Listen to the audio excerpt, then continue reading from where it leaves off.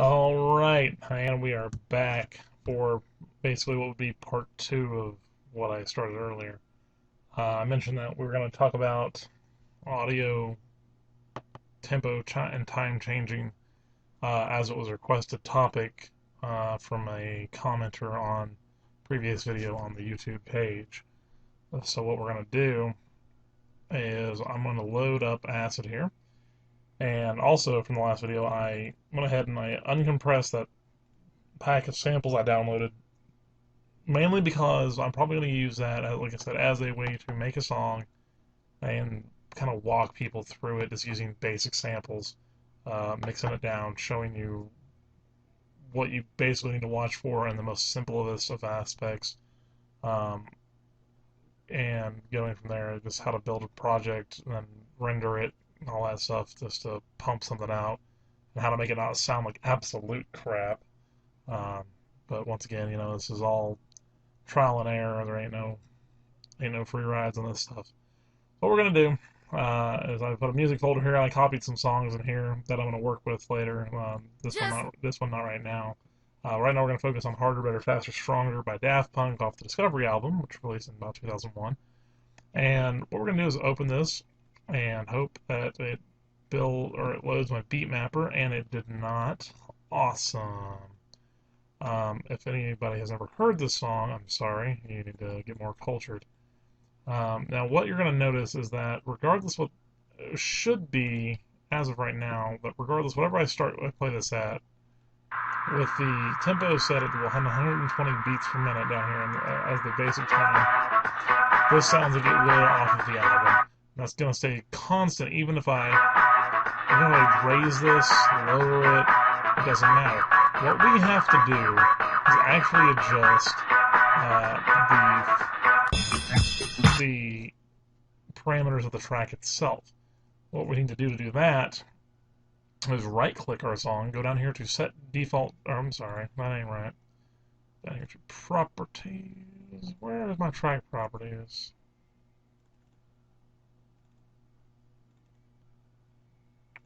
Why are you being all weird? Give me just 1 second, guys.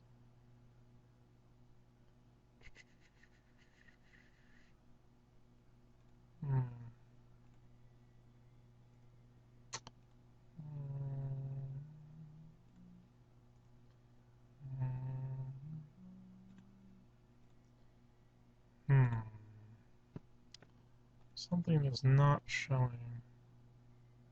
Oh, there we go. Clip properties. Ah, okay. Sorry. Alright, right click and go to clip properties. And here we go. We have our clip properties. What you're going to need to do, if this doesn't happen automatically, and actually there's a way to change these, because this should have already popped up the beat mapper. Normally when opening a file that exceeds past a certain length of time, it will automatically open up the beat mapper. We got on a beat map down here, and it's going to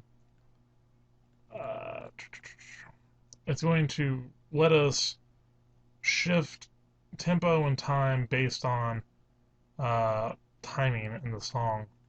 Up here, so what we're going to go from general, we're going to go here to stretch. Once we swap this to beat map, we're not going to change anything right now.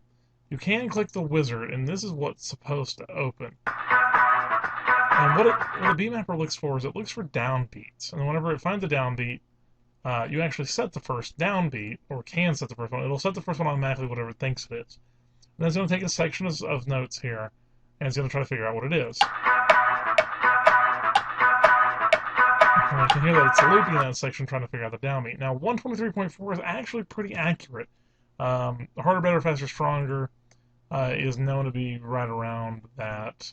But what you can do is, with the beat mapper, is you can adjust this. If the wizard doesn't do it correctly, you do have the ability to go in and change these on your own. Once you're done making changes in here, you're going to save this. And then you hit yes. It's going to export it should stretch the information back into the project file. Now we have the information here on our screen. Now, if you don't know if you don't trust the beatmapper or don't trust yourself in figuring out the downbeats between each beat for the beatmapper wizard, you can use websites like this one as a pretty decent one, like bpmdatabase.com up here, and it will allow you to search by artists or you can search by songs, and it will give you a roundabout right around where you should be. I just happen to know that that song in particular is right around, it's actually right around 124, but for our purposes, um, what the wizard itself found will actually work. Now, after setting a beat map tempo, we can drop this now.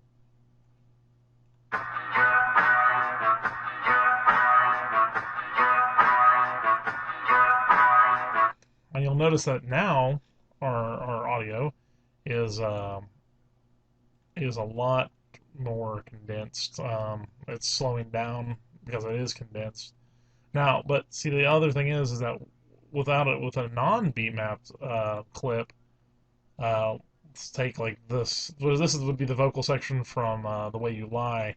And so considering this to be a one shot right now, instead, or not, it's not even considered a loop. It's considered a one shot as a full song instead of a beat-mapped file. And so by doing this, Rihanna's vocal in the beginning would sit at a normal tempo, while Harder, Better, Faster, Stronger is going to be played at a reduced rate. I'm going to show you that right now. Just gonna stand there and watch me burn.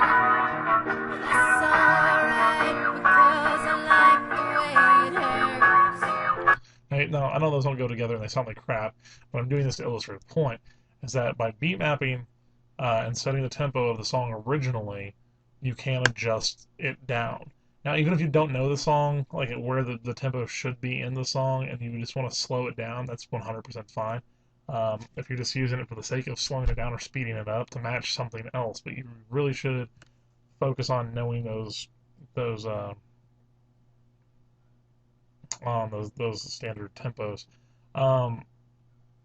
What I'm going to do right now is we're going to go back to this. Now you notice that's how it should have sounded to begin with. There are also key transpositions that are easy to do. You can do key transpositions in the beatmapper, of course, and that's one way to get it done, and that'll change it for the whole thing. But I don't want to say I don't want to affect the whole station of song or of notes. Now this is something you're going to use more or less often in standardized recording, like or sequencing. If you could take, let's say, like you take like a looped synth line. Actually, I guess I could do that right now. I guess I could just pick something. I'll speak Dirty Disco here.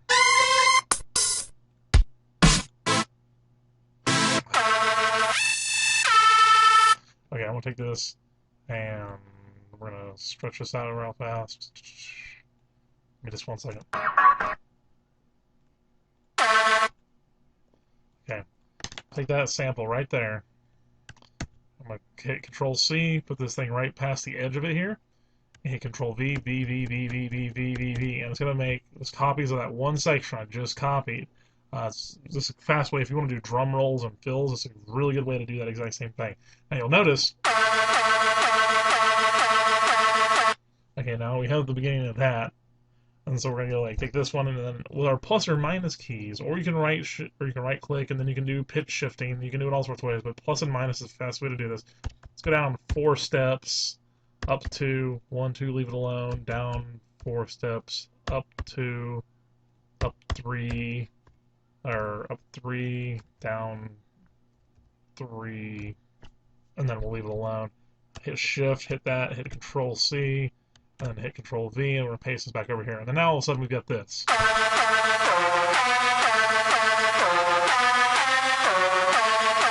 Which I know also sounds like crap.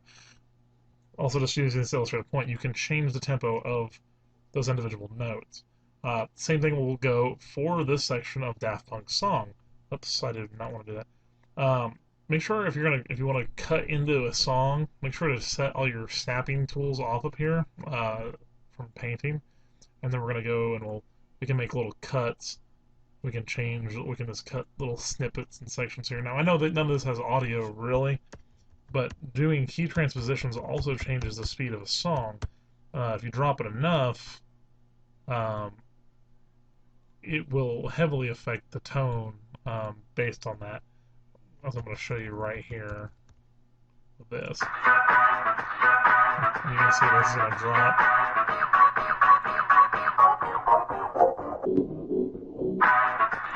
Now, besides doing note shifts, that also does a time shift. It's kind of also very useful to know for random purposes, I guess. I mean, key transposition is important for whenever you're trying to keep chordal and harmonical balance in your songs and your loops. It also requires you to know the root keys of things. Like this After Hours promo here is actually an A3. We were actually in A already, but say I was working on a project in the key of D. Now all of a sudden I've got this set up here. So you would eventually just go plus minus, and you can either go down octave or up octave to A and get it back in its normalized range. But you go down from D to the A to keep it where it would normally sound like. But that's also depending on if you want it to be higher or lower pitch as well.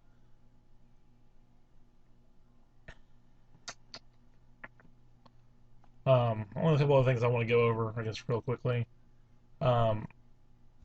Control Z, I'm going to get rid of those. I'm just going to back it up until I get rid of everything.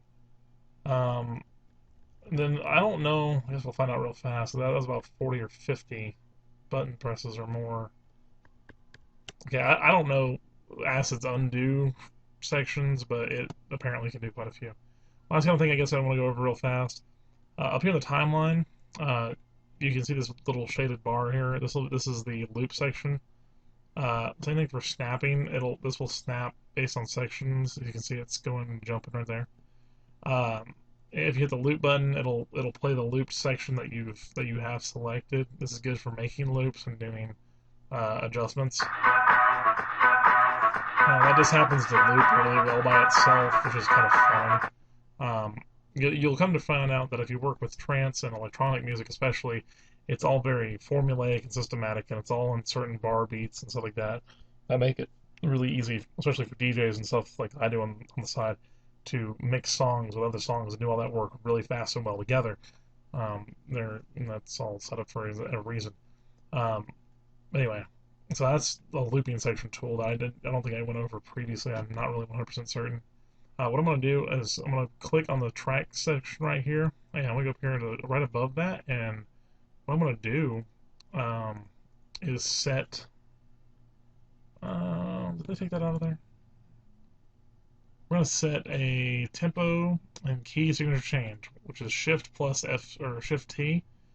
I'm not going to change the key, but I am going to change the tempo.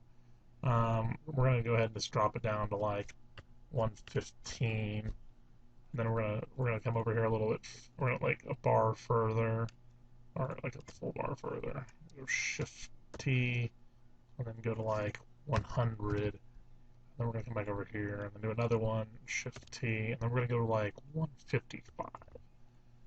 Now, this is another way to instigate tempo changes, but for variation, like if you want to do drops, like very common in like dubstep and stuff like that, you'll hear there it goes. And you'll also notice that over here on the left, our tempo bar here is sitting here changing as it's adjusting. Now, once again, this will only affect things that are within the beat matched category, things that have acidized loop information. Now, the same thing goes for this Rihanna vocal. It's still going to sit there. Just gonna stand there and watch me burn. That's alright, because I like the way it hurts. And that still is relatively unaffected. It's going to affect the way we hear it, and that's about it. Alright, well, as of right now, I'm out of time on this one. I've got until 15 minutes. I've got about 30 seconds here to wrap this up. That's just a real basic overview of beat mapping and time changes. It's a very useful tool for doing mashups and matching things together. I hope it's been useful. If I kind of didn't go over something that you're curious about, please leave a comment or send me a message, and I'll go over it in a subsequent video or other timeline.